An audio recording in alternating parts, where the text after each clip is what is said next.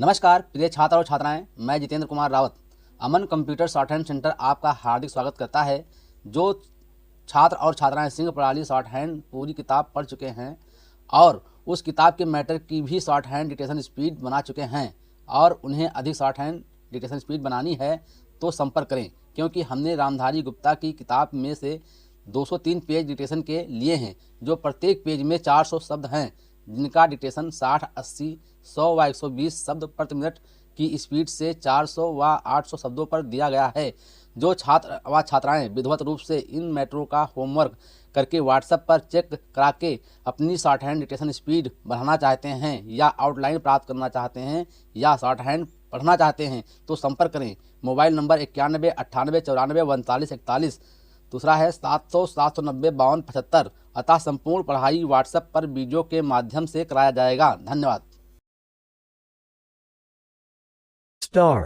महोदय, जो ये बजट प्रस्तुत हुआ है वो देश का एक ऐसा नया चित्र उपस्थित करता है जो चित्र उम्मीद का है, आशा का है, सफलता का है। इसमें नए कर ज़्यादा नहीं लगाए गए हैं और जो थोड़े से कर लगाए भी गए हैं वे इस ढंग से लगाए गए हैं कि सभी लोगों पर उसका बोझ पड़ता है। इससे भी उनको निराशा हुई है। दूसरी बात जिससे उनको निराशा हुई है यह है कि 1-2 वर्ष देश को लेन देन के मामले में कठिनाई का सामना करना पड़ा था।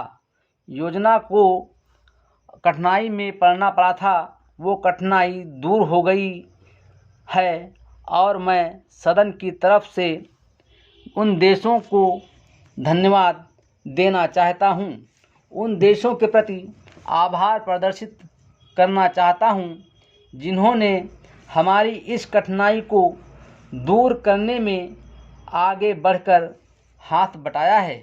मेरे मित्रों को इससे निराशा हुई है कि विदेशी सहायता बहुत ज़्यादा और तेज़ी से पहुंच रही है और हमारी जो कठिनाई दूर हो गई है, इससे उनको परेशानी हुई।